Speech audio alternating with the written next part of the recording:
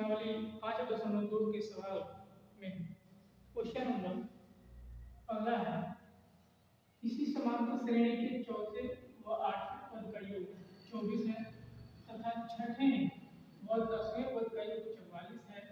इस समांतर श्रेणी के प्रथम तीन पद याद कीजिए।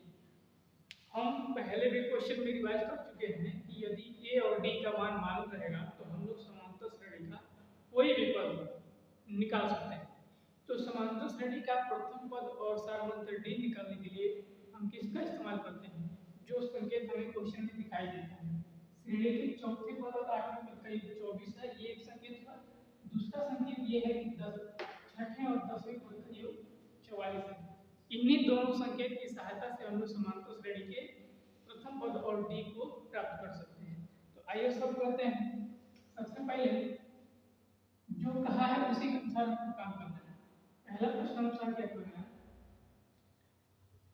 प्रश्नानुसार प्रश्न तो रहा है कि चौथे पद और आठवें पद का योग 24 है। तो चौथे पद को हम लोग कैसे डिनोट करते हैं? a 4 से, और आठवें पद को कैसे डिनोट करते हैं? a 8 से। तो समांतर श्रेणी के चौथे पद और आठवें पद का योग दिया है 24। हम लोग इसका फॉर्मूला जानते हैं कि a plus n minus 1, n की वैल्यू क्या है? 4 है। तो n माइनस 1 है 4 माइनस 1 इंटू d प्लस आठवें पद का फॉर्मूला क्या होगा? तो a plus 8 minus 1 into d। यहाँ पे n की वैल्यू क्या है? 8 है, 8 बढ़ गई इक्वल टू 24। ये हो जाएगा a प्लस 3d और ये हो जाएगा a plus 7d equal to 24। यहाँ से a और a मिक्स हो जाएगा 2a प्लस 3d और 7d मिक्स हो जाएगा 10d बराबर में 24। दो से हम लोग समीकरण के दोनों पक्षों में 2 से भाग कर देंगे, जिससे समीकरण का कोई प्रभाव नहीं पड़ेगा। तो a plus 5d equal to 12। ये हो गया इक्वेशन नंबर 5। पुनः प्रश्न अनुसार लगाएंगे, दूसरा संकेत का इस्तेमाल करेंगे। प्रश्न अनुसार का मतलब होता है प्रश्न के अनुसार। प्रश्न क्या कर रहा है?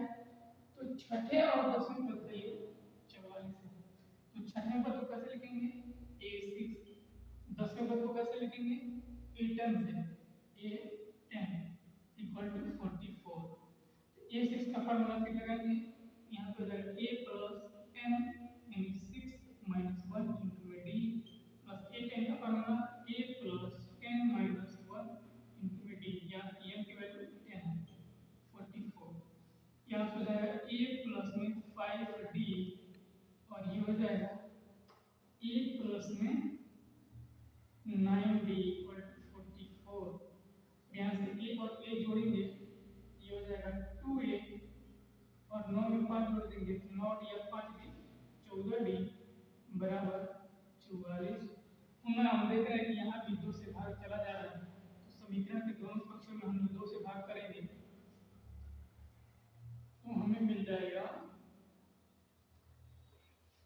a plus 7d equal to 22। ये होगा क्वेश्चन नंबर 2। अब हम देख रहे हैं कि इक्वेशन 1 और इक्वेशन 2 में a और a है।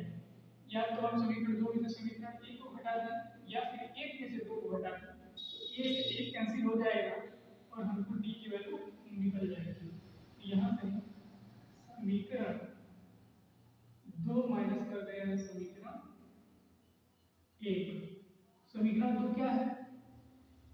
a plus 7d equal to 22 और समीकरण क्या है?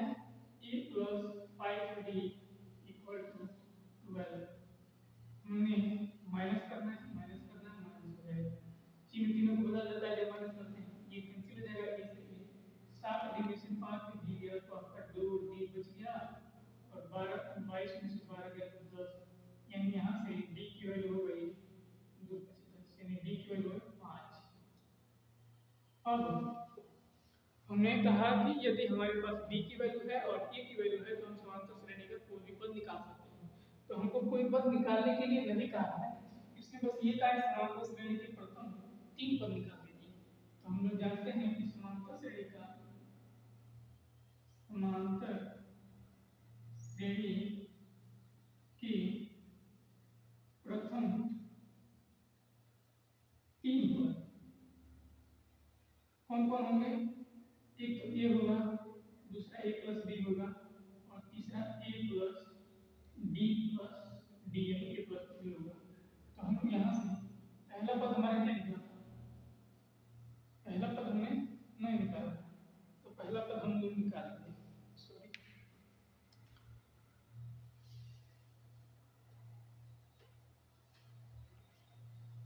यहाँ से डी की वैल्यू निकल गई, डी यहाँ से ए की वैल्यू निकालने के लिए हम क्या करेंगे? डी के मान को समीकरण 1 में या फिर समीकरण 2 में भर देंगे तो डी का ए का मान निकल जाएगा।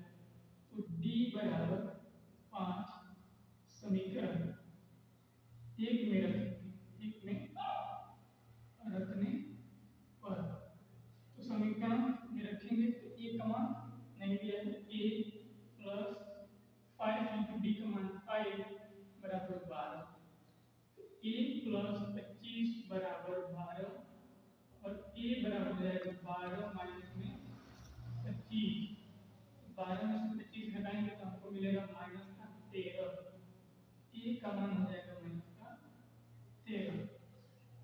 अब समांतर श्रेणी के हमको प्रथम 3 पद लिखना है, वहां जगह नहीं है, मैं यहाँ पे लिख दे रहा हूँ। तो समांतर श्रेणी के प्रथम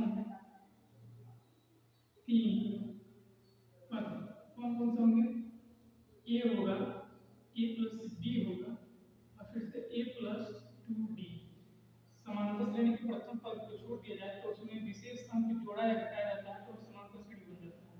तो प्रथम पद ए की मान निकल चुका है माइनस में 13, ये होगा माइनस में 13, और माइनस में 13 में डी का मान जोड़ देना है, दूसरा पद निकल जाएगा। फिर से माइनस में 13 में 2 गुणा डी का मान 5 यानी 10 जोड़ देना है, तो ये हो जाएगा -13 प्लस 5 -8, और फिर -13 और उसमें जुड़ जाएगा 10 तो मिल जाएगा -3। यही हमारे